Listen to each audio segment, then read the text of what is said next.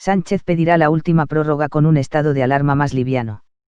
El presidente del Gobierno, Pedro Sánchez, anuncia que el Gobierno solicitará al Congreso de los Diputados una nueva prórroga del estado de alarma para luchar contra la pandemia del coronavirus COVID-19.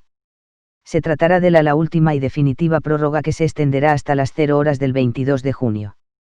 Además, el presidente ha insistido en la necesidad de no bajar la guardia en ninguna de las fases de desescalada y seguir las recomendaciones de las autoridades sanitarias.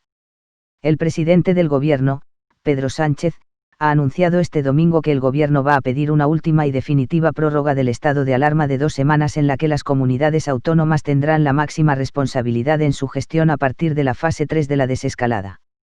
Según ha avanzado, la mitad de España podría estar el 8 de junio en esa fase 3, que podría tener una duración inferior a las 2 semanas, si lo consideran los gobiernos autonómicos. Así lo ha asegurado Sánchez en su comparecencia tras el encuentro por videoconferencia que ha celebrado con los presidentes regionales, a quienes les ha avanzado su intención de solicitar esta prórroga para acabar con la emergencia sanitaria del coronavirus. Sánchez ha precisado que será un estado de alarma distinto y mucho más liviano, aunque necesario para culminar la desescalada. La prórroga, la sexta desde la declaración del estado de alarma, se prolongaría desde el 8 al 21 de junio, fecha en la que comenzaría la llamada nueva normalidad, pues, dada la evolución de la pandemia, al final de este periodo de 2 semanas no sería necesario prolongar el estado de alarma. A partir de la fase 3 serán los gobiernos autonómicos los que decidirán cómo gestionar los ritmos de sus respectivos territorios, incluyendo el cambio de fase y su duración, que podría ser inferior a las 2 semanas habituales. El presidente ha indicado que el Ministerio de Sanidad prestará colaboración y consejo a las comunidades si así lo requieren en esa última fase, de modo que en manos del Gobierno solo quedará la regulación de la movilidad. También ha indicado que, si lo permite la situación epidemiológica, algunas comunidades podrían plantear el levantamiento del estado de alarma, antes incluso del 21 de junio. En las primeras comparecencias de esta crisis del COVID, dije que el primer logro en la batalla contra el COVID-19 llegaría cuando superáramos el pico de propagación de la enfermedad y doblegáramos la curva. Lo hemos conseguido entre todos. También dije que el segundo logro llegaría cuando el saldo de altas médicas fuese superior al de nuevos infectados. Y también los datos atestiguan que hemos logrado con creces entre todos ese objetivo. Y que el tercer logro tendría lugar cuando el número de contagios cayesen en picado. Ahí está también. Los datos de las autoridades sanitarias nos indican que efectivamente esa curva está bajando y de manera muy intensa y en consecuencia que hemos logrado ese resultado entre todos, con el esfuerzo de todos. Nuestro reconocimiento a los profesionales sanitarios, a las fuerzas y cuerpos de seguridad del Estado, al Ejército, a todos los compatriotas siempre será poco. No hay palabras suficientes para describir lo que sentimos, lo que nos llevamos de este tiempo. Es, en consecuencia, lógico que sintamos, como estamos viendo en las calles de nuestro país, pues un intenso alivio al comprobar este logro colectivo que hemos alcanzado.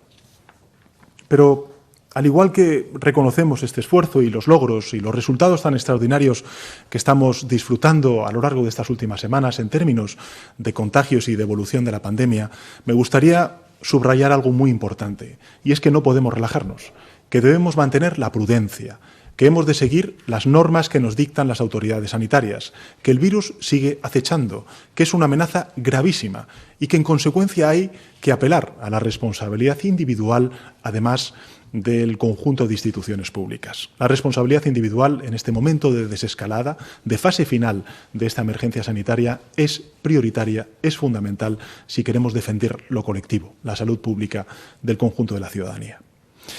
Y basta además con mirar alrededor para comprobar la mortalidad que sigue provocando en países incluso tan poderosos como la primera potencia del mundo, Estados Unidos, donde desgraciadamente la COVID se ha cobrado la vida de más de 100.000 personas.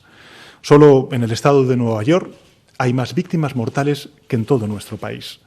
Por tanto, no podemos olvidar tan pronto el sacrificio de todos durante el confinamiento, la abnegación de nuestros profesionales sanitarios, las miles de vidas que desgraciadamente el COVID-19 se ha llevado a lo largo de estas semanas tan intensas, tan duras. En consecuencia, pido prudencia y pido también respeto a las reglas sanitarias para evitar cualquier tipo de recaída, por mínima que sea, porque es un riesgo real no solamente para nuestro país, sino para el conjunto del planeta, como hemos visto a lo largo de estos últimos meses. Pero lo cierto es que casi hemos logrado lo que nos propusimos, y lo hemos conseguido siguiendo el plan que trazamos con el Consejo de los Expertos y gracias también a un instrumento constitucional que se ha declarado como esencial para permitir la limitación de la movilidad y, en consecuencia, contener la expansión del virus. Me estoy refiriendo al estado de alarma que viene reconocido y recogido en el artículo 116 de la Constitución española. Es verdad que empezó siendo un estado de alarma con restricciones muy severas. Luego fuimos suavizándolo e introduciendo alivios que ahora mismo están empezando a notarse en muchos sectores económicos y también en el día a día en los espacios públicos, en el uso por parte de la ciudadanía de los espacios públicos. Y ahora estamos a punto de llegar a puerto, estamos a punto de llegar a buen puerto. Y necesitamos recorrer el trecho más sencillo y a la vez el más decisivo, que es acabar con la desescalada, en definitiva, acabar con esta emergencia sanitaria tal y como la hemos sufrido a lo largo de estas largas semanas de estado de alarma.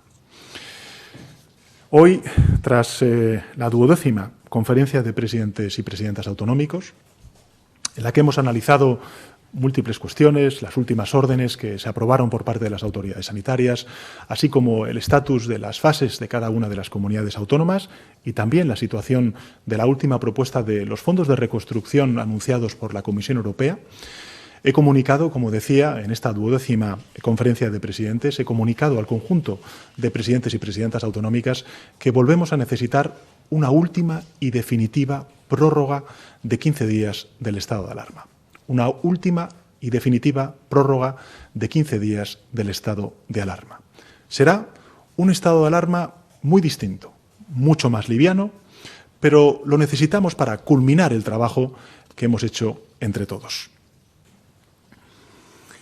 Es muchísimo lo que hemos avanzado, tanto que este último estado de alarma tendrá una novedad sustancial que me gustaría compartir con todos ustedes. Y es que la máxima responsabilidad en la gestión de la desescalada se traslada definitivamente a las propias comunidades autónomas que estén en la fase 3. Esta misma mañana he compartido esta propuesta con las presidentas y presidentes autonómicos de las comunidades autónomas, y es que a partir del día 8 de junio, momento en el que más de la mitad de nuestro país debería estar en fase 3, la autoridad para la desescalada en cada territorio será el presidente o presidenta de esa comunidad autónoma.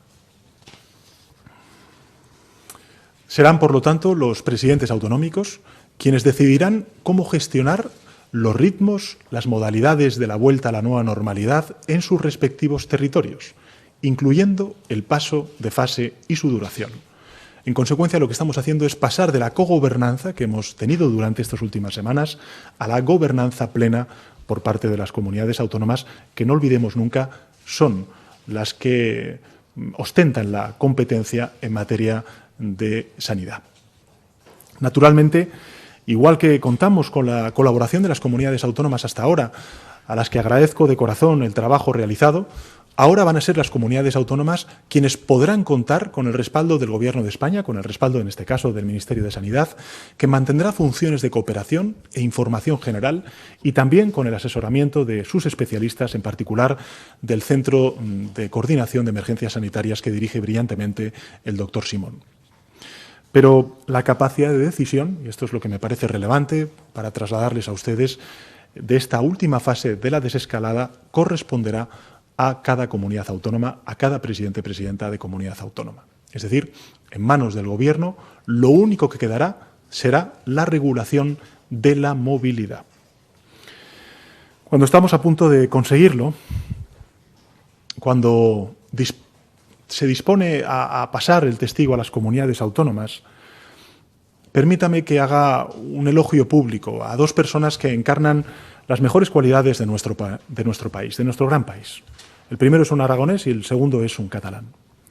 El primero es un funcionario, es un servidor público, a quien ni siquiera conocía antes de esta terrible crisis y que fue además elegido y designado por otro gobierno, por otra administración.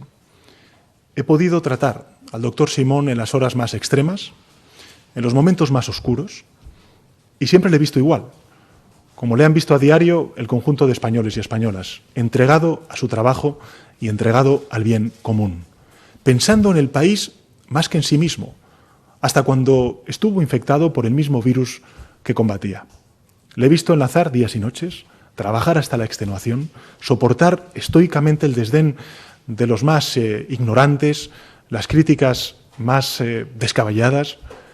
Como todos los españoles, le he visto explicarse una y otra vez, responder a todo tipo de dudas, de preguntas, reconocer con modestia, como se tiene que hacer, los límites del conocimiento científico del que disponemos, admitir, en consecuencia, con humildad, nuestra indefensión en momentos duros. Nunca, nunca se ha dejado arrastrar por la provocación, ni una sola vez.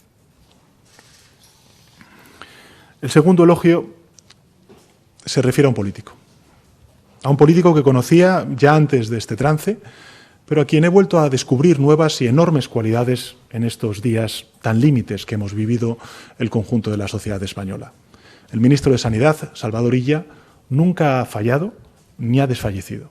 Si cada uno en la soledad de su casa ha sentido momentos de desaliento, de zozobra, pueden imaginarse lo que habrá pasado por el ánimo del máximo responsable de nuestra sanidad. Pero siempre se ha mantenido, y esto es lo que me gustaría subrayar, sereno y firme. Siempre ha dialogado, ha cooperado, nunca ha escurrido el bulto ni ha culpado a nadie. Ha soportado las peores descalificaciones, los insultos más mezquinos, y jamás ha perdido la compostura ni se ha permitido una sola mala palabra. Jamás ha caído en la provocación ni una sola vez. Cuando nos hemos sobrepuesto a la peor crisis mundial en un siglo, vale la pena que no nos dejemos distraer por el griterío, tampoco por la provocación, y que centremos toda nuestra atención y toda nuestra referencia en figuras como el doctor Simón, un servidor público, y como el ministro de Sanidad, Salvador Illa. Nos hacen simplemente mejores como sociedad. Y necesitaremos muchos comportamientos como los suyos, igual que necesitaremos muchos ejemplos como los de los profesionales sanitarios para acometer la reconstrucción, la recuperación económica y social que tenemos por delante. Las previsiones las conocen, económicas, coinciden que nuestro país, nuestra economía, al igual que la economía de la zona euro, de la Unión Europea, vivirá una recuperación en V. Pero los tramos no serán simétricos. La caída que sufriremos este año será brusca y superará el 9% de nuestro Producto Interior Bruto, como hemos hecho ya llegar a Bruselas, y la recuperación será más prolongada y durará los 2 próximos años. Se iniciará desde el último trimestre de este año, de forma que al final de esta legislatura estaremos en una posición mejor que antes del impacto de la pandemia. En todo caso, mientras llegue ese momento de la recuperación económica que queremos y trabajamos todas las instituciones para que así sea cuanto antes mejor, mientras llega esa recuperación, como decía antes, tenemos que socorrer en primer término a miles y miles de familias que ya antes incluso de esta pandemia soportaban situaciones de pobreza extrema. La tasa de pobreza en nuestro país es la mayor de los países de nuestro entorno y duplica la media de la Unión Europea. El Gobierno tenía ya, como saben ustedes, antes de la emergencia de esta pandemia, tenía ya entre sus planes la erradicación de la pobreza y el descalabro, como decía antes, que ha originado la crisis del COVID-19 nos ha llevado a acelerar esta medida. Y por eso el pasado viernes aprobamos en un Consejo de Ministros extraordinario el ingreso mínimo vital.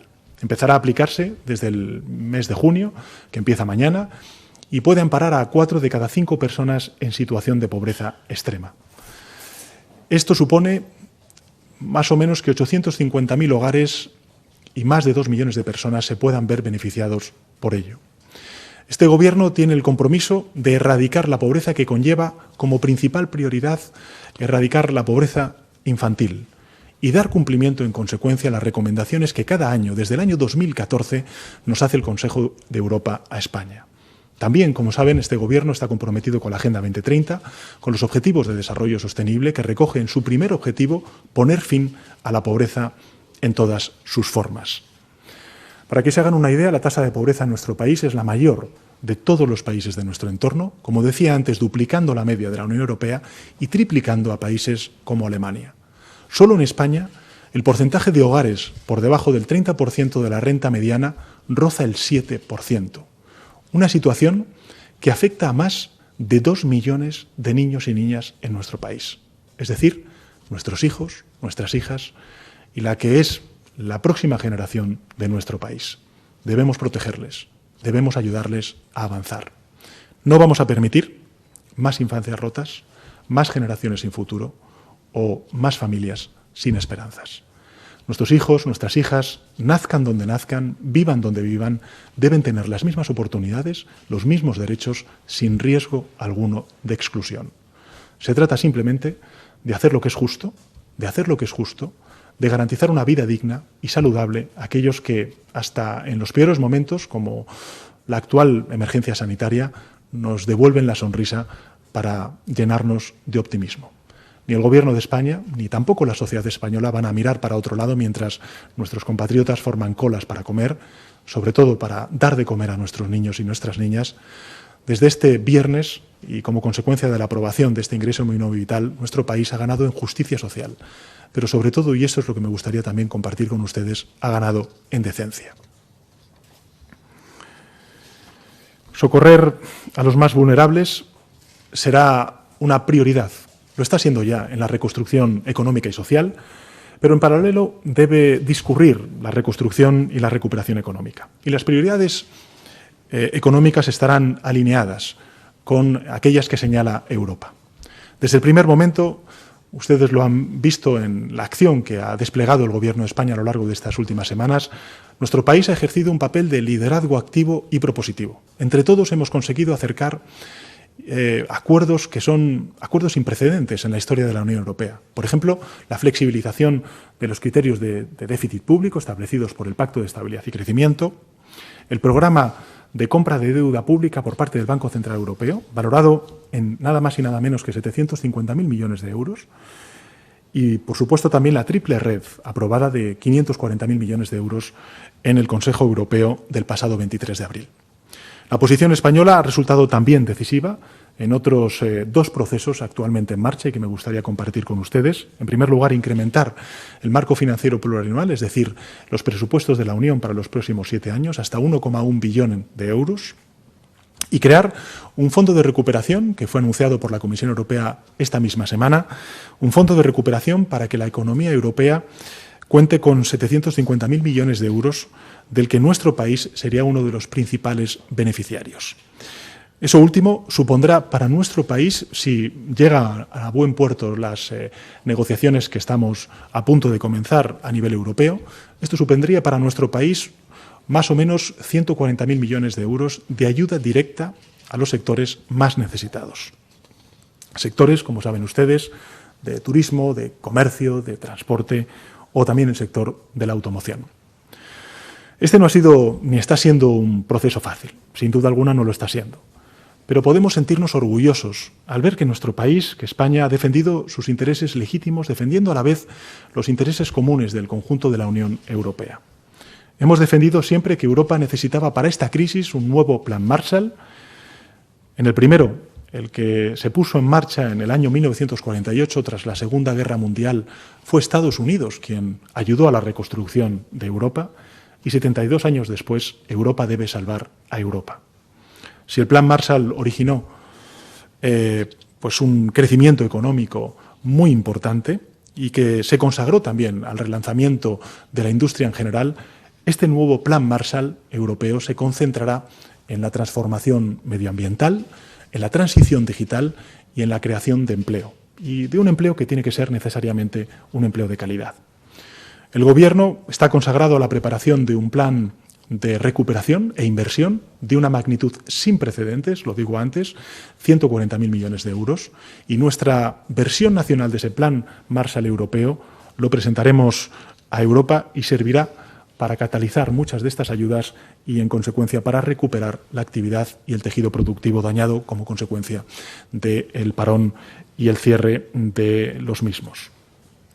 Un sector clave para nuestra economía, como saben ustedes, es sin duda el turismo. Y es el más afectado por las restricciones sociales que ha impuesto la propia pandemia. El turismo es uno de nuestros grandes pilares económicos y culturales, además de creación de empleo, y el relanzamiento del turismo debe ser inmediato y debe proyectarse en una doble dimensión. En primer lugar, la nacional y, en segundo lugar, la internacional. Desde muy pronto, en muy pocos días, podremos disfrutar de las maravillas de nuestro propio país. Nos ofrecerán descanso, alegría, encuentro tras meses devastadores. Pero además, somos un referente mundial en turismo y los 80 millones de extranjeros que nos visitan anualmente son los mejores aliados para nuestra reactivación económica. Esperamos a nuestros visitantes desde el inicio del mes de julio con los brazos abiertos y con nuestros hoteles y locales lo más seguros posibles. Van a volver a poder disfrutar de nuestro clima, de nuestra naturaleza, de nuestras playas, de nuestra cultura, de nuestra gastronomía. Y además van a disfrutar de algo muy importante en esta crisis, que es nuestra seguridad sanitaria y de nuestro compromiso con el medio ambiente. Mientras el virus circule en el mundo, en España van a encontrar esos turistas, sí, distancia física, pero cercanía emocional. Otro sector especialmente afectado por la pandemia y que va a contar con una atención específica en los programas de estímulo es el sector de la movilidad, el sector de la automoción. Este sector es un sector estratégico, como saben ustedes, también para el conjunto del país y en particular para determinados territorios a los cuales no quiero olvidar. Suponen un 10% de nuestra capacidad de riqueza anual, del PIB, y también una importante cantidad de empleo directo e indirecto. El Gobierno está trabajando en un plan de reactivación de la movilidad, también del sector de la automoción, que incluirá acciones de apoyo al sector del automóvil a lo largo de toda la cadena de valor, al tiempo que también vamos a ayudar a realizar más rápidamente la transición hacia esos vehículos más limpios, más sostenibles, en esa transición ecológica en la que está comprometida nuestro país y sobre todo las generaciones más jóvenes. Aprobaremos también la Ley de Movilidad Sostenible, que generará un marco regulatorio para la fabricación y la comercialización de este tipo de vehículos sostenibles. En consecuencia, turismo y automoción han sido duramente golpeadas por la pandemia y su reconstrucción tendrá otro rasgo común, la transformación hacia un modelo sostenible que permita la creación de empleo de calidad. Esta prioridad también implica cambios en la normativa laboral. Para ello, desde el diálogo social, vamos a trabajar para adaptar nuestra legislación al entorno actual, crear un estatuto de los trabajadores del siglo XXI, adaptando, por ejemplo, la legislación de los ERTES, tan importantes, se han revelado tan importantes en esta crisis, a la nueva normalidad y facilitando las habilidades en áreas de especial prioridad, como es la transición ecológica, la digitalización, el sector sanitario o también algo muy importante como es la investigación científica. Pero apoyando también nuestra economía en el saber hacer de nuestro sector agroalimentario, que se ha comportado de una manera extraordinaria, sin precedentes en el mundo, y en el desarrollo de más y mejores infraestructuras. Como saben, durante estas semanas siempre nos hemos referido a ese término que es el de la nueva normalidad. Y añadimos siempre la coletilla siguiente, y es que hasta que dispongamos de una vacuna. Y precisamente en dirección a esa vacuna se orienta en estos momentos un volumen ingente de recursos y de talento en todo el mundo. España está participando en varios proyectos europeos conjuntos. En estos momentos un total de 10 equipos investigadores financiados por el Fondo COVID-19 que aprobó el Gobierno de España se encuentran en la fase preclínica de proyectos que buscan la vacuna desde orientaciones diferentes. Y además, nuestro país está presente en las iniciativas globales promovidas por la Comisión Europea, como la Conferencia de Donantes para COVID-19, en la que España se comprometió a aportar 125 millones de euros para apoyar el desarrollo de vacunas y facilitar que sean accesibles a nivel mundial. Pero además de fondos, España aporta talento. Y esto es algo que me gustaría subrayar ante ustedes.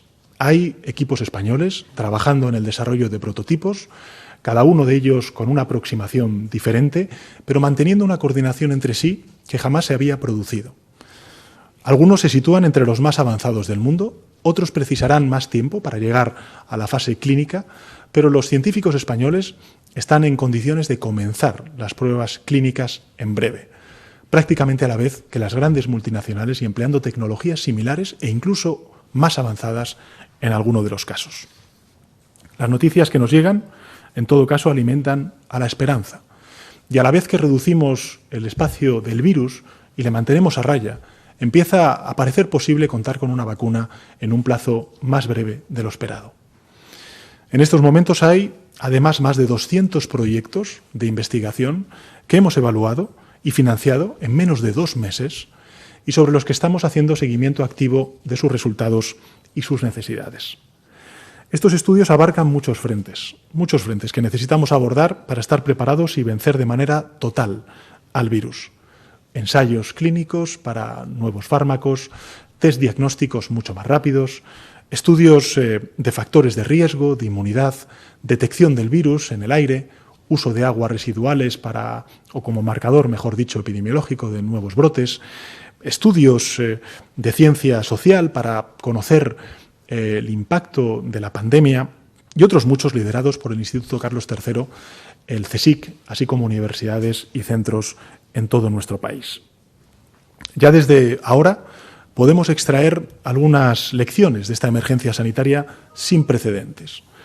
La primera que me gustaría compartir con ustedes es, sin duda, que nunca más podemos permitirnos que se debilite nuestro Sistema Nacional de Salud. Es nuestra trinchera más segura. Y la segunda lección que me gustaría también compartir con ustedes viene a colación del aporte de la ciencia. Nunca más debemos relegar a la investigación y a la ciencia. La ciencia es empuje, es progreso, y nuestros investigadores e investigadoras son un orgullo para el conjunto del país. La tercera lección que me gustaría compartir con ustedes es que en la etapa que se abre, la unidad es más importante que nunca. Hemos de mantener a raya el virus de la división, el virus de la provocación. A todos ahora les pido eso, concordia, comprensión, convivencia. A todos les pido solidaridad, empatía con los que peor lo están pasando. Estos días estamos rindiendo tributo a los más de 27.000 compatriotas que nos dejaron, que han fallecido víctimas del COVID. Las banderas desde el pasado martes en el Consejo de Ministros, en el que aprobamos el decreto de luto nacional, las banderas, como decía, están ondeando a media asta en el ejercicio del luto más prolongado de la historia de nuestra democracia, y a todos les pido que usen precisamente esa bandera de España como una bandera de paz, de futuro, nunca de división, ni mucho menos de provocación. A todos les propongo que completemos, mejor dicho, juntos esta desescalada y que nos sumemos con fuerza para que la reconstrucción que tenemos que avanzar y abordar por delante no se aplace. Contamos con todas y todos, pero especialmente con los más jóvenes, que son los más dañados desde el punto de vista de la educación, también desde el punto de vista del mercado laboral. Ha llegado el momento de transformar definitivamente España. Nuestra misión, en consecuencia, como instituciones públicas, es esa, es proteger y avanzar. Proteger y avanzar sin dejar a nadie atrás. Gracias. Buenas tardes, presidente. Comenzamos entonces con los turnos de palabra. Hoy se encuentran presentes en la sala y también por videoconferencia estos medios de comunicación que intervendrán de acuerdo a este orden, en la medida en la que también técnicamente sea posible. 20 minutos, El Economista, Público, ABC, News Diario, Es Radio, The New York Times, Business Insider, La Razón y El Punt Avui. El primer turno de palabra corresponde a 20 minutos. Decid, por favor, compañeros, vuestro nombre al formular vuestras preguntas. 20 minutos, por favor. Hola, buenas tardes, presidente. ¿Qué tal? Quería preguntarle, en primer lugar, por la extensión de la prórroga hasta el 21 de junio. Cuando se levante en este ritmo, habrá territorios como Madrid y Barcelona que estarán muy grandes a frontera en fase 3. ¿Cómo se van a mantener las restricciones de movimientos, no habiendo ya estado de alarma? Si va a ser mediante un Real Decreto Ley, como el que apuntó hace la vicepresidenta Calvo. Y sobre la prórroga también, pero sobre los apoyos parlamentarios, me gustaría saber si va a buscar activamente el sí de Ciudadanos esta vez, una vez que se ha garantizado el apoyo de PNV y la abstención de Esquerra, y si ya han empezado los contactos con Ciudadanos. Gracias. Muchísimas gracias por tu pregunta. Vamos a ver, respecto a este nuevo estado de alarma y efectivamente lo que indicaba usted sobre Madrid y Barcelona. La idea es esa, la idea es que a partir del del 8 de junio sean las comunidades autónomas y los presidentes autonómicos las autoridades delegadas, y por tanto ya no va a ser el Ministerio de Sanidad ni el Gobierno de España. El Gobierno de España solamente se va a encargar de restringir la movilidad. Es más, a partir del 8 de junio hasta el 21 de junio habrá comunidades autónomas enteras que estén ya en la nueva normalidad y por tanto se pueda levantar el estado de alarma. Y a partir de ahí, efectivamente, habrá dos comunidades autónomas, en este caso Madrid y parte de Cataluña, que sobre todo el área metropolitana y la ciudad de Barcelona, que vamos a ver cuál es la evolución de la epidemia, del COVID-19, pero que efectivamente puedan estar en fase 3. Y entendemos que, dada la evolución de la misma, no será necesario prolongar aún más el estado de alarma. Y en relación con el apoyo del Grupo Parlamentario de Ciudadanos, me lo he dicho públicamente y también lo he dicho en privado, agradecemos de corazón la responsabilidad de todos los grupos parlamentarios que apoyan el estado de alarma. Porque de verdad que el estado de alarma ha funcionado.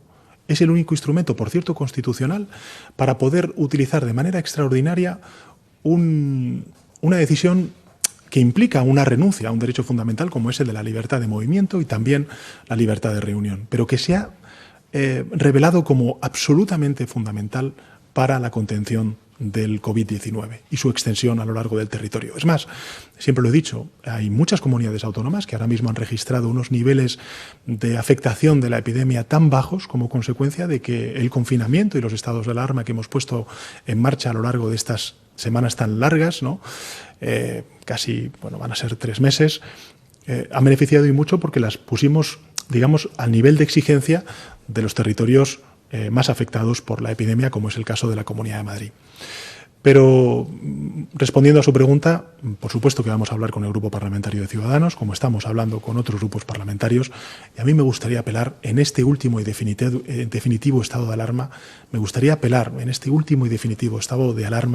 a todos los grupos parlamentarios, a su responsabilidad y, sobre todo, a su generosidad, porque necesitamos 15 días más para de una forma definitiva acabar con esta emergencia sanitaria. Lo que tiene que quedar claro es que el Gobierno de España siempre ha solicitado el estado de alarma para un objetivo, y solo para uno, que es defender la salud pública y salvar vidas en nuestro país. Y el estado de alarma, y ahí están los datos, han salvado vidas en nuestro país. Interviene ahora el economista. Adelante. Sí, buenas tardes, presidente. Soy Rubén Esteller, del diario El Economista. Retomando un poco el hilo de lo que acaba de comentar, no sé si cuando se refiere usted a retomar esos contactos con todos los grupos parlamentarios también incluye a Bildu en este caso. Luego ha nombrado usted este plan de 140.000 millones para la reconstrucción, principalmente que va a haber también ciertas medidas para el sector del automóvil. Me sorprende que no ha nombrado al COA, ¿no? No sé si tras 18 meses sin el estatuto para los consumidores electrointensivos el Gobierno también va a acelerar esta medida o si va a tomar algún tipo de medida para esta industria electrointensiva, principalmente situada en el norte del país y en Cataluña. Y luego quisiera saber qué le parece la incorporación de los exministros Montilla y Blanco al Consejo de Administración de Enagás, después de las críticas que desde sus socios de gobierno y también desde el propio Partido Socialista han tenido a las puertas giratorias en los últimos años, y si se plantea el Gobierno alargar las ayudas para la cese de actividad para los autónomos, como han solicitado ya ATA y UPTA. Muchas gracias. Bueno, muchas gracias, Rubén, por sus preguntas. En relación con lo primero, nosotros vamos a hablar con todos los grupos parlamentarios que no han rechazado la prórroga. Es decir, aquí hay 2 grupos parlamentarios, el Partido Popular y Vox, que han dicho que no a la prórroga, también Junts per Catalunya, pero el resto de grupos parlamentarios, al menos en lo que es la comunicación con nosotros, incluso también la comunicación pública, no han rechazado esa prórroga. Vamos a hablar con todos los grupos y, por tanto, a partir de ahí, lo más importante es, insisto, que se prorrogue 15 días más el estado de alarma, el último y definitivo estado de alarma, precisamente para garantizar el que superamos de una manera definitiva esta emergencia sanitaria. Y, por tanto, podemos focalizarnos y volcar todas nuestras energías en todo aquello que usted está indicando en sus otras preguntas, que es precisamente la recuperación económica y social derivada de esta crisis del COVID. Esta crisis del COVID tiene 3 dimensiones: la sanitaria, que ya parece que la estamos, venciendo definitivamente, siempre con prudencia, siempre con muchísima precaución, apelando a la responsabilidad individual. Estamos viendo rebrotes que son fruto de la irresponsabilidad individual de algunas personas. Pero en esos rebrotes también estamos viendo algo muy importante, y es precisamente la capacidad mayor que tienen las comunidades autónomas de detección precoz de estos casos marginales, pero que desgraciadamente, si echamos la vista atrás, pues también podemos decir que fue así como comenzó todo, con pequeños casos, con casos muy puntuales, donde la trazabilidad estaba bastante, digamos, garantizada, se conocía, pero evidentemente luego todo explosionó. Por eso creo que es muy importante ser muy conscientes de que la responsabilidad individual es fundamental si queremos mantener a raya a un virus que continúa al acecho. Por tanto, esa crisis sanitaria, pero también la crisis económica y social, y ahí entro en las preguntas que usted ha hecho. En primer lugar, en relación con el cese de actividad, en fin, yo creo que de los trabajadores autónomos creo que se ha revelado como un instrumento muy importante, inédito, en la historia de nuestro país, donde hay más de 1.100.000 trabajadores y trabajadoras autónomos que se están beneficiando de esta prestación extraordinaria. Y no solamente se están beneficiando de ese tipo de prestaciones, sino de otras muchas, de moratorias, en el pago de impuestos, alquileres, etcétera, etcétera, etcétera, que ha puesto en marcha este Gobierno para no dejar a nadie atrás.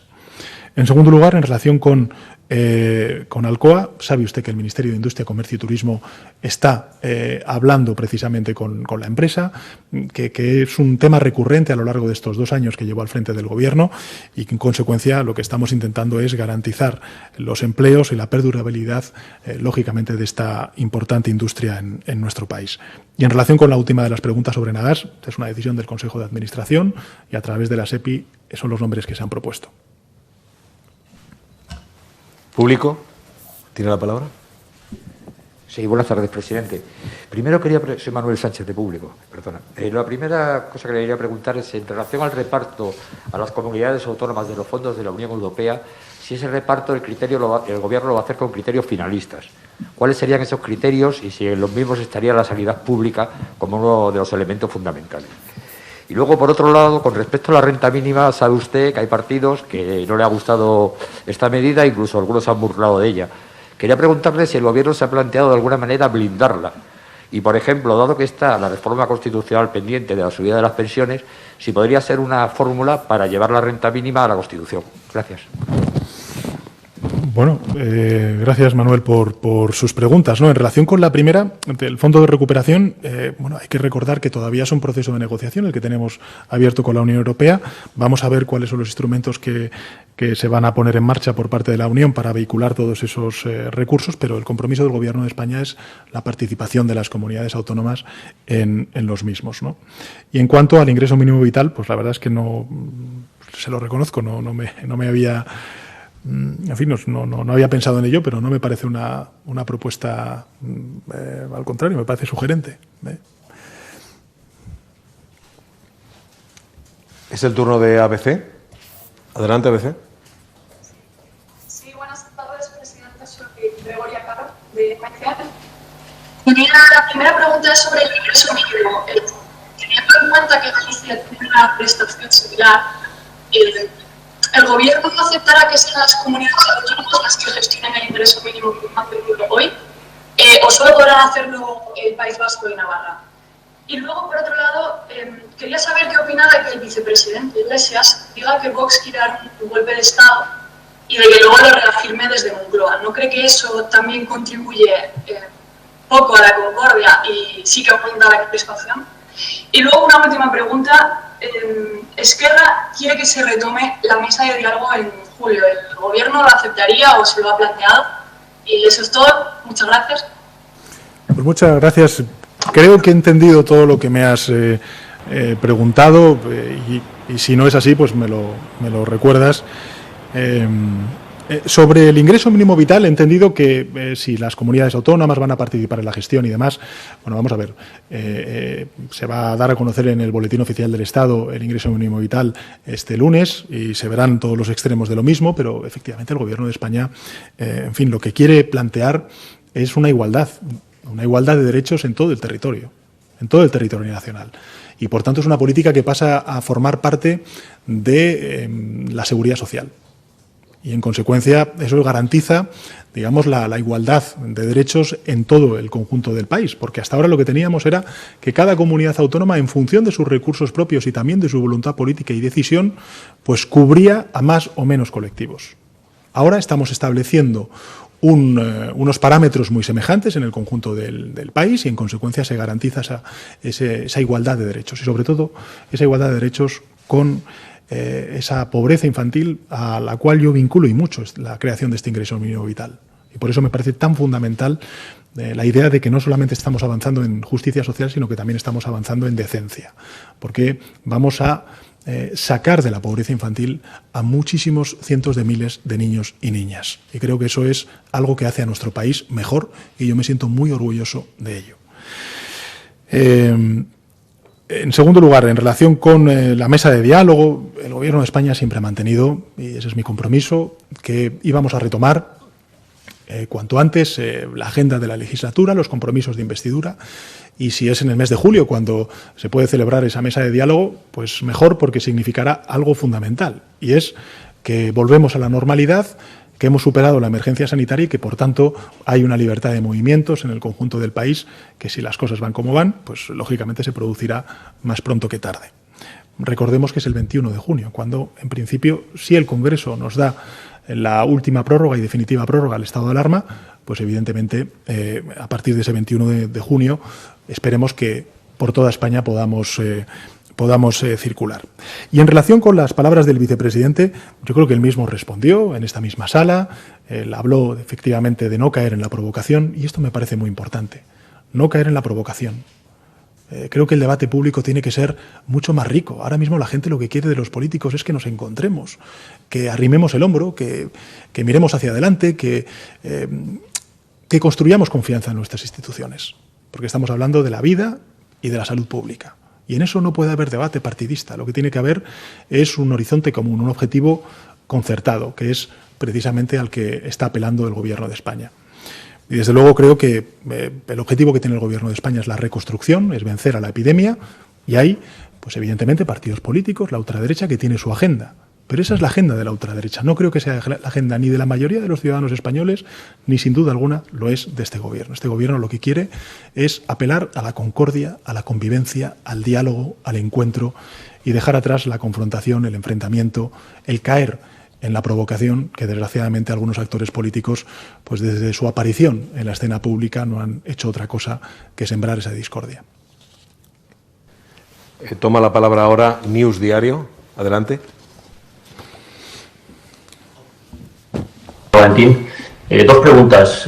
Una, el 1 de julio vendrán los turistas extranjeros a España y puede que para esa fecha no todas las comunidades, por ejemplo Madrid y Cataluña, con el caso de Barcelona, pueden estar fuera de las fases, es decir, podrían estar aún en fase 3. Mi pregunta es, ¿sería un poco sin sentido que vinieran los turistas y pudieran moverse por todo el territorio nacional y que los ciudadanos españoles todavía no se pudieran mover por todo el territorio nacional? ¿Se entiende que para el 1 de julio ya habrá una movilidad generalizada y que eso va a suponer que las fases se van a ir acelerando hasta esa fecha? Y la segunda pregunta tiene que ver con esto último que usted decía. Usted ha puesto como ejemplo al ministro Illa y al doctor Simón. Nunca un mal gesto, nunca una mala palabra. Sin embargo, hemos asistido durante esta semana a unos espectáculos bastante lamentables que han obligado al presidente de la Comisión de la Reconstrucción incluso a pedir perdón por no haber estado a la altura. Y en parte, uno de esos espectáculos ha sido provocado por una intervención del vicepresidente del Gobierno. ¿No cree que el Gobierno también tiene que mejorar bastante en cuanto a esa reconciliación que usted reclama, sobre todo después de haber hablado al principio del esfuerzo de todos, de la prudencia y del logro colectivo, para intentar sumar a ese logro colectivo al resto de fuerzas políticas? Gracias. Muchas gracias, Juan Pedro. En relación con su primera pregunta, el 1 de julio sí. Yo espero que, si no hay ninguna desviación en lo que es la evolución de la epidemia, pues el 1 de julio, en fin, todo el territorio español pueda recuperar la libertad plena de movimiento en todos y cada uno de sus rincones. Creo que si las cosas van, insisto, como van, y por tanto apelo de nuevo, siento aprovechar su pregunta para volver a repetir, de verdad, no ha desaparecido el virus seamos muy conscientes de la responsabilidad individual que tenemos, no echemos por tierra todo el trabajo que hemos y todo el sacrificio y todas las renuncias a las que pues hemos asumido para, con el confinamiento, poner fin a la circulación del virus. A mí me parece fundamental en este momento apelar a la responsabilidad individual de los más mayores y sobre todo de los más jóvenes.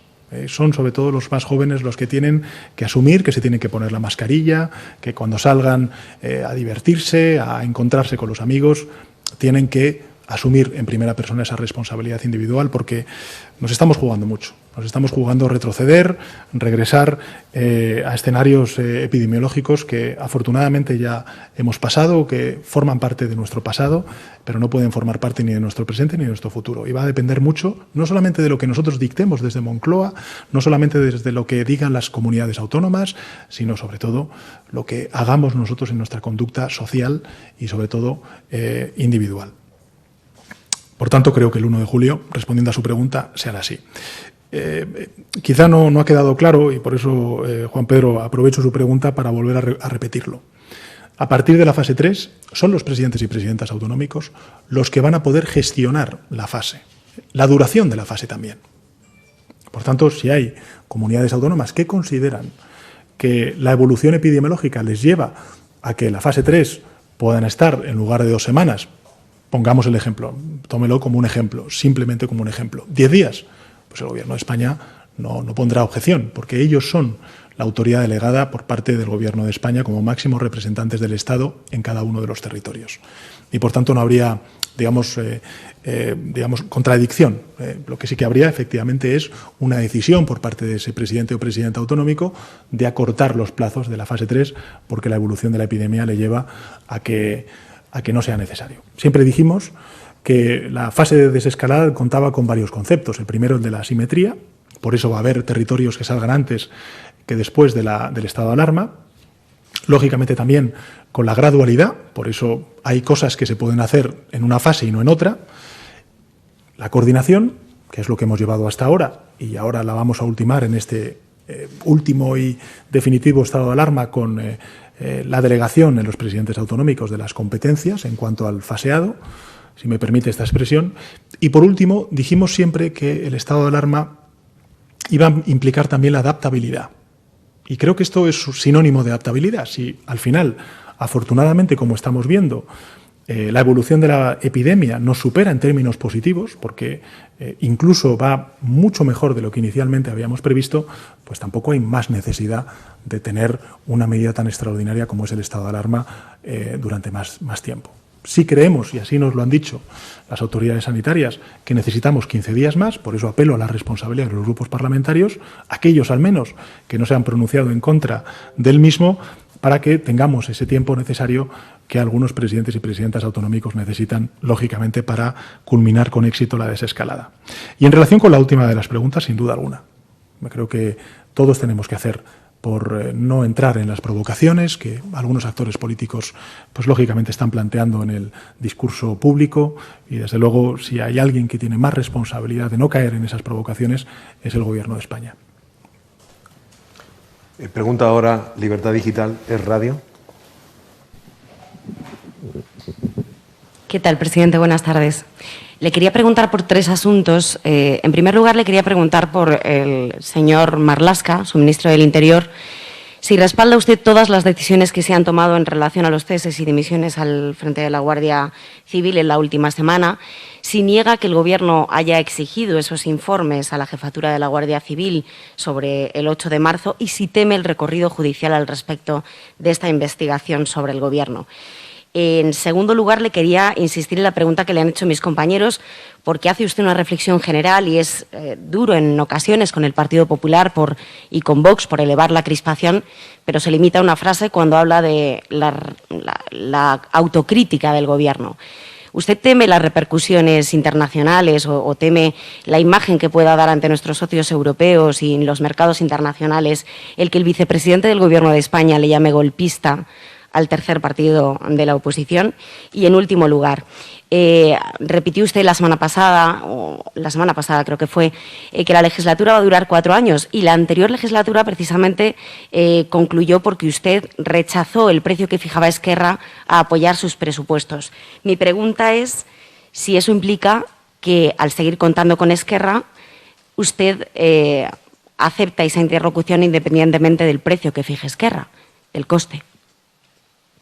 Si levanta o se abre, se muestra dispuesto a aceptar algunas exigencias que fija Esquerra a la hora de continuar con esa interlocución, como por ejemplo en materia de Cataluña, autogobierno, referéndum de autodeterminación, etcétera. Muchas gracias, Ketty, por sus palabras. En relación con la primera de sus preguntas, decirle que, por supuesto, que cuenta con mi absoluto apoyo el ministro del Interior. Fíjese que, además, durante estos 2 años que llevo como presidente del Gobierno, el año después de la moción de censura y después de las elecciones del pasado 28 de abril y 10 de noviembre, el Gobierno de España ha hecho cosas que hacía mucho tiempo que no se hacían para las fuerzas y cuerpos de seguridad del Estado, con razón, porque las demandas eran legítimas. En primer lugar, la equiparación salarial. El pasado Consejo de Ministros aprobamos la tercera línea de equiparación salarial acordada precisamente con las, asociaciones más representativas de las fuerzas y cuerpos de seguridad del Estado. En segundo lugar, hemos aprobado un plan de inversiones para recuperar y dignificar las infraestructuras, sobre todo de la Guardia Civil. Estoy hablando, por ejemplo, de los cuarteles que hay en la España interior, que son de sobra conocido que a lo largo de estos últimos años pues, han sido testigos de un desmantelamiento, cuando no cuidado, pues muy importante, y esto creo que es significativamente relevante para las fuerzas y cuerpos de seguridad del Estado, y también una oferta pública de empleo en la que pues son 4.000 las nuevas plazas que se van a poner a lo largo de estos próximos años en marcha para incluso superar la tasa de reposición que estamos planteando desde el Gobierno de España, es de un 120% a la que había de fuerzas y cuerpos de seguridad del Estado por parte de otras administraciones. Y en relación con la otra cuestión sobre el Poder Judicial, este es un Gobierno que siempre ha mantenido el absoluto respeto al Poder Judicial, a su independencia, y ahí vamos a seguir estando.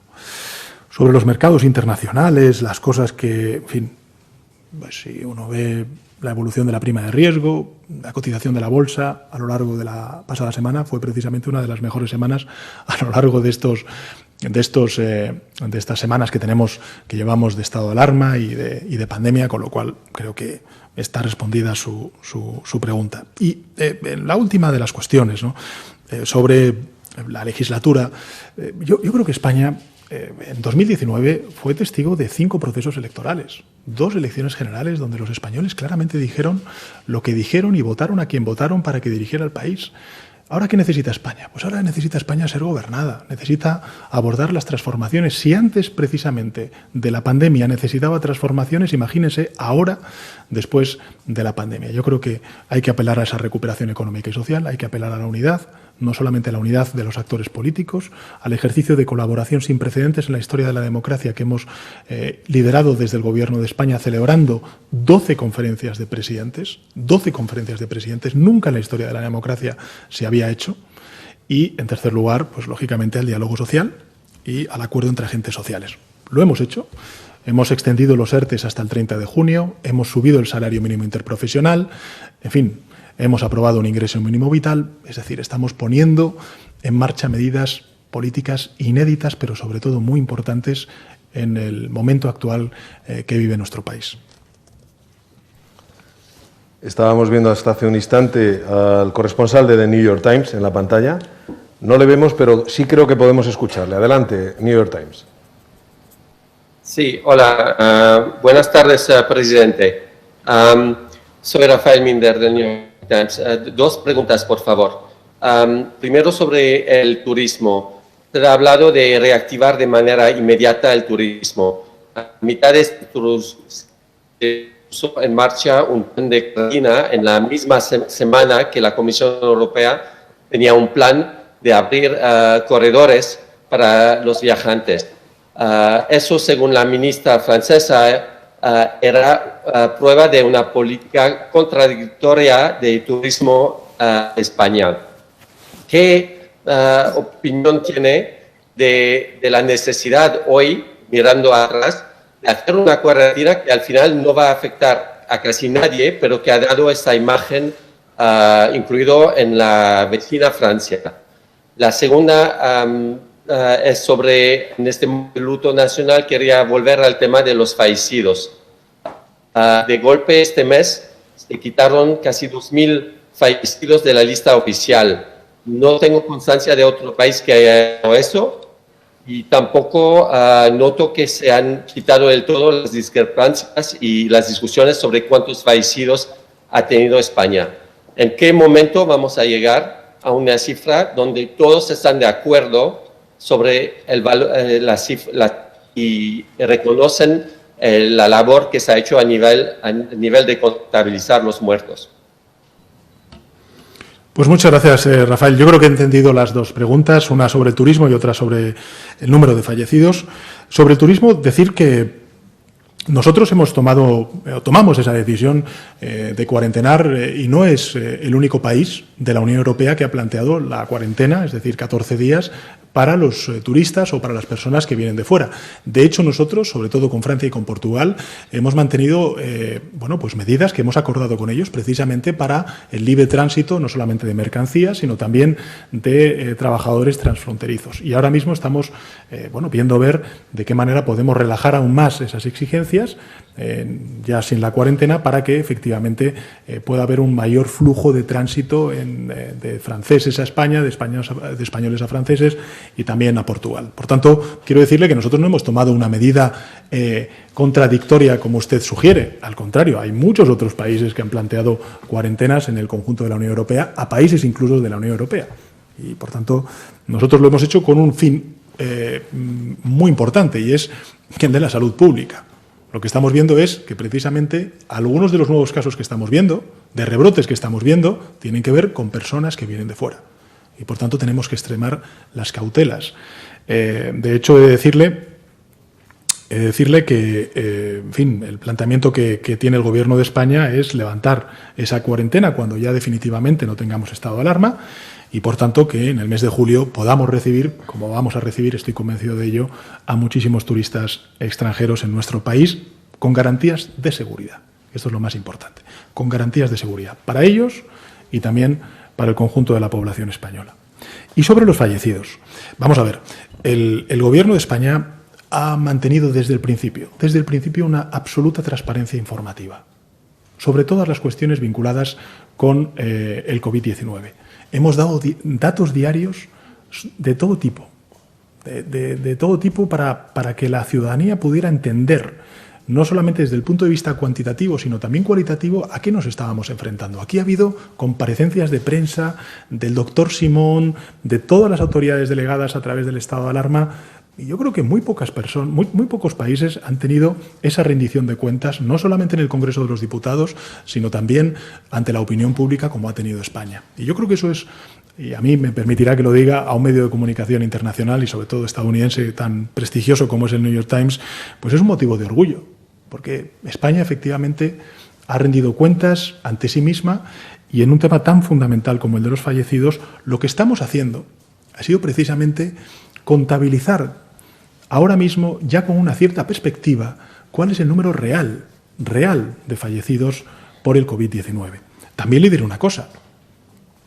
¿Qué es lo que han dicho todos los epidemiólogos? ¿Qué es lo que ha dicho el doctor Simón? O con cualquier experto que usted pueda entrevistar. Pues que las pandemias, hasta que no pasen unos meses, hasta que no esté superada definitivamente y no podamos tener un análisis mucho más real, mucho más sosegado, con una cierta perspectiva, no vamos a saber exactamente cuál es el número de fallecidos. Por tanto, creo que hay como dos fases. En esta primera fase lo que está haciendo el Gobierno de España es informar, ser absolutamente transparente. Incluso cuando hemos tenido que elevar la cifra de fallecidos, o como ha hecho usted referencia, reducir esa cifra de fallecidos, ha tenido que ver con criterios estrictamente científicos y técnicos. Pero, evidentemente, dejamos la puerta abierta a ese estudio que tienen que hacer desde la academia, desde los expertos epidemiológicos, en ver cuál ha sido realmente el impacto que tiene la epidemia en nuestro país. Pero esto está ocurriendo en todo el mundo. En todos los países, usted que además pertenece a un medio de comunicación global, sabe que este es un debate que están teniendo todos los países. Y es que es inevitable tener este debate, porque las pandemias tienen también esta incógnita que solamente se puede resolver cuando pasen unos meses y tengamos una perspectiva mucho más cierta y un conocimiento mucho más cierto de la enfermedad a la que nos estamos enfrentando. Toma la palabra Business Insider. Adelante. Sí, muchas gracias, Miguel Ángel. Buenas tardes, presidente. Seré breve. Una duda muy rápida. Teníamos la duda de si una comunidad autónoma tiene que dar vuelta atrás por un rebrote epidemiológico, ¿quién tomaría la decisión? ¿La comunidad autónoma o el ministro Illa? También le quería insistir sobre el paquete de apoyo al sector de la automoción. ¿Le preocupa que, al igual que Nissan, otros grupos del sector con sus centros de decisión en el extranjero sigan su misma senda? ¿Puede concretar algo más de este plan de ayuda? Porque algunos agentes sociales están planteando abandonar los subsidios y apostar por la compra de participaciones directas. ¿Esta opción se contempla? Y por último, esta semana el Congreso vuelve a debatir la conocida como tasa Google. La country manager de Amazon en España ha asegurado a Business Insider que un nuevo impuesto de este tipo, planteado de forma unilateral por un gobierno, puede crear desigualdad en el mercado. ¿Animará España a la OECD y a la comunidad internacional para que se considere la implantación de este impuesto digital en todos los países? Mientras tanto, ¿cómo evitará el gobierno esta posible desigualdad? Muchas gracias. Muchas gracias por sus preguntas. En relación con la primera, es decir, las comunidades autónomas, la participación que van a tener ellas para volver atrás en caso de que, como bien indica usted, pues haya un rebrote, que esperemos no se produzca. Por eso vuelvo a llamar, insisto, siento ser muy pesado, vuelvo a llamar a la responsabilidad individual de todos y cada uno de nosotros en el cumplimiento de las normas que nos indican las autoridades sanitarias. Bueno, en relación con este asunto voy a volver a dejarlo claro porque a lo mejor no me he explicado bien, seguro que no me he explicado bien. Vamos a ver, en este nuevo decreto del estado de alarma, y siempre y cuando el Congreso de los Diputados, porque es al final el Congreso de los Diputados quien aprueba esa prórroga del estado de alarma, por tanto eso no lo vamos a saber hasta que se sustancie ese debate y esa votación en el Congreso. En esa nueva prórroga, es decir, del 8 de junio al 21 de junio, aquellas comunidades autónomas que estén en fase 3 son las que los presidentes autonómicos pasan a ser autoridades delegadas, máximos competentes. Son ellos los que van a decidir la duración de esa fase. Y son ellos y ellas los que van a decir al Gobierno de España si consideran que ya la emergencia sanitaria ha sido superada en su territorio y, por tanto, hay que levantar el estado de alarma y se puede levantar el estado de alarma. Lo que he dicho en mi intervención es que en esa nueva prórroga a esos presidentes y presidentas autonómicos que estén en fase 3, si considera necesario el aporte del Ministerio de Sanidad, pues desde luego nosotros les daremos nuestra recomendación, nuestra opinión, basado siempre en criterios científicos y técnicos, como hemos hecho hasta el momento. Aquellas otras comunidades, en consecuencia, que estén en fase 2 y que estén en la prórroga del 8 de junio al 21 de junio, pues lógicamente seguiremos como hemos trabajado hasta ahora. Es decir, ellas proponen y nosotros, pues lógicamente, seremos desde el Ministerio de Sanidad los que acordemos conjuntamente con ellos el cambio de fase. Es decir, que no habrá novedad en aquellas comunidades autónomas o en aquellos territorios que estén en fase 2, aunque sea en esta última y definitiva prórroga. Y sí lo habrá, en cuanto a quién es competente, en aquellos territorios que estén en fase 3. Creo que con esto he dejado un poco más claro la filosofía de este nuevo y definitivo estado de alarma hasta el 21 de junio. Sobre el sector de la automoción, decirle que el Gobierno de España va a aprobar en un próximo Consejo de Ministros, no en el próximo, digo en un próximo Consejo de Ministros, tan pronto como sea posible, un importante programa para el sector de la automoción, acordado con el sector y en base a una nueva movilidad eficiente y sostenible tras el COVID-19. Y va a tener 6 pilares que le avanzo.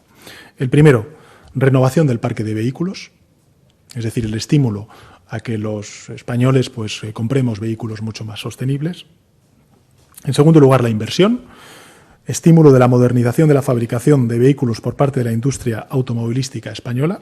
Por tanto, garantizar una mayor competitividad, que ya es, por cierto, mucha la que tiene nuestro sector de la automoción en España. En tercer lugar, el impulso a la I+D+I. En cuarto lugar, la fiscalidad del sector automovilístico. En quinto lugar, la liquidez y la financiación de las empresas, algo que ya estamos haciendo también a través de las líneas ICO. Y en sexto lugar, las medidas en el ámbito laboral. También son cuestiones que hemos trabajado conjuntamente con el sector a lo largo de estos 2 años. Y un conjunto, además de estas 6 pilares, un conjunto de medidas transversales. En primer lugar, un plan estratégico de apoyo integral al sector de la automoción. En segundo lugar, una armonización de medidas de movilidad, que es importante. En tercer lugar, el hidrógeno verde. En cuarto lugar, la cadena de valor de las baterías. Y en quinto lugar, el uso de las TICs para la nueva movilidad. Por tanto, les recuerdo 6 pilares: renovación del parque de vehículos, inversión, es decir, el estímulo de la modernización de la fabricación de vehículos por parte de la industria automovilística española. En tercer lugar, la I+D+I. En cuarto lugar, la fiscalidad del sector automovilístico. En quinto lugar, la liquidez y financiación de las empresas. Y en sexto lugar, medidas en el ámbito laboral. Y, como medidas transversales, le vuelvo a repetir, el plan estratégico de apoyo integral al sector de la automoción, la armonización de medidas de movilidad, el hidrógeno verde, la cadena de valor de las baterías y el uso de las TICs para la movilidad. Y en relación con la tasa digital, decirle que esa es una propuesta del Gobierno de España. Nosotros lo que dijimos es, vamos a esperar a que decida la OCDE, que inicialmente iba a ser a finales de este año, cuando se planteara esa imposición a corporaciones que, insisto, no están pagando impuestos. No los pagan como los autónomos o no los pagan como las pequeñas y medianas empresas y, por tanto, introducen pues una distorsión en el mercado muy importante, y creemos que es urgente y necesario, pues cuando hablamos de justicia fiscal, que estas grandes corporaciones aporten recursos a la hacienda pública. Si se puede hacer a nivel global, estupendo. Si se puede hacer a nivel europeo, fíjese, en la propuesta de la Comisión Europea de esta semana hemos hablado del Fondo de Reconstrucción, del marco financiero plurianual, pero una de las cosas que habla también la Comisión Europea es aumentar los ingresos, los recursos propios de la Unión Europea para financiar sus propias políticas. Y ahí habla, por ejemplo, del impuesto al plástico, o también habla de la imposición digital. Si puede ser una solución europea, el Gobierno de España, desde luego, encantado de que sea así, porque más fuerte será efectivamente ese mensaje que lanzamos a un mundo, el digital, que necesita también aportar recursos en beneficio de la justicia social. Quedan 2 últimos turnos de palabra. Ahora le corresponde a La Razón. Adelante. Buenas tardes, presidente. De La Razón. A mí todavía me queda una duda. Una vez levantado el estado de alarma, ¿qué plan tiene el Gobierno para limitar la movilidad si hay rebrotes o si alguna comunidad autónoma se lo pidiera? Solo para limitar esa movilidad. Y ha hablado ya de previsiones económicas que baraja el Gobierno. No sé si están trabajando ya en unos nuevos presupuestos, esos presupuestos de la recuperación que usted anunció, y en tal caso, ¿cuándo tendría previsto presentarlos? Muchas gracias. Ainhoa, en relación con la primera de las preguntas, insisto, es que no hay otro instrumento para restringir la movilidad. No lo hay. No lo hay. Y creo que tenemos que no lo digo por usted, pero digo un poco por el debate público que han planteado algunos actores políticos, ¿no? Es que no hay capacidad para restringir la movilidad. En los niveles que estamos hablando, de comunidades autónomas, de áreas metropolitanas, como es Madrid, como es Barcelona. Por tanto, lo que tenemos que hacer a partir de que se levante el estado de alarma es reforzar, y no necesariamente tiene que haber cambios legislativos, tendremos que hablarlo con las comunidades autónomas, reforzar, como hemos reforzado durante estas semanas, pues el grado de coordinación, cooperación y colaboración de las comunidades autónomas con el Ministerio de Sanidad. Y en relación con lo segundo, pues efectivamente, cuando toque, pues hablaremos de los presupuestos.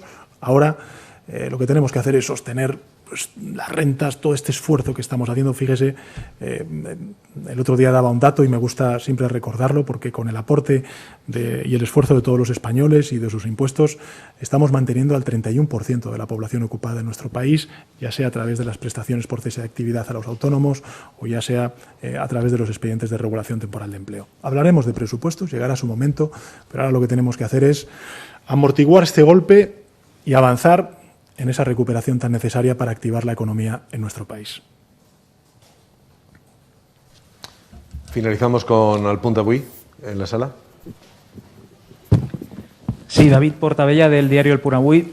Presidente, le quería preguntar, viendo que en un informe de la Guardia Civil, de la Comandancia de Madrid en concreto, puede tener tantos errores clamorosos cuando es sobre el Gobierno de España en una crisis sanitaria, si cree que ha podido suceder lo mismo en otros casos relevantes, y le cito 3. El caso de los jóvenes de Alsasua, el caso contra el major de los Mossos, Josep Lluís Trapero, y el caso de Jordi Sánchez y Jordi Cuixart, en el que incluso Amnistía Internacional pide su puesta en libertad inmediata. En segundo lugar, ¿por qué cree que ha sido capaz de convencer a Esquerra Republicana y al vicepresidente aragonés de las bondades de un acuerdo y no ha podido con Junts per Catalunya y con el presidente Torra, cuando es el presidente Torra la autoridad competente en la fase 3? Teniendo en cuenta, el presidente Torra sigue pidiendo que no haya subordinación a Madrid, pide una deuda pendiente acumulada de 9.000 millones y, en cambio, hace 2 años de la moción de censura sí fue posible el apoyo de Esquerra Republicana y de Junts per Catalunya. Y, por último, una aclaración de fase 3. ¿Puede darse el caso en que el presidente Torra sea competente sobre Tarragona y Girona, pero que las decisiones sobre Barcelona las siga tomando el Gobierno de España? Y, en cualquier caso, ¿quién regiría o fijaría las condiciones de la nueva normalidad? Gracias, presidente. Muchas gracias, David, por sus preguntas. En relación con los informes de la Guardia Civil, mire, yo lo único que puedo decir como presidente del Gobierno es que confío plenamente en la Guardia Civil. Creo que la profesionalidad como institución de la Guardia Civil y de sus atestados está fuera de duda. En relación con la segunda de las preguntas, en fin, yo ayer tuve ocasión de poder hablar con el presidente Torra para explicarle el diseño que teníamos de estado de alarma en esta última y definitiva prórroga, y él me dijo que no lo veía, que no era necesario. Yo siento discrepar en este caso del presidente Torra, porque efectivamente creo que el estado de alarma es bueno para Cataluña y es bueno para España, porque lo que está haciendo es armarnos de un instrumento que nos permite la restricción de la movilidad. Y efectivamente podría ocurrir que hubiera zonas de Cataluña que estuvieran fuera del estado de alarma y otras que no. Pero insisto, eso dependerá de la decisión del presidente, en este caso Torra, porque será él el que decidirá si pasa a fase 3 o se levanta al estado de alarma esos territorios que no sean Barcelona y su área metropolitana.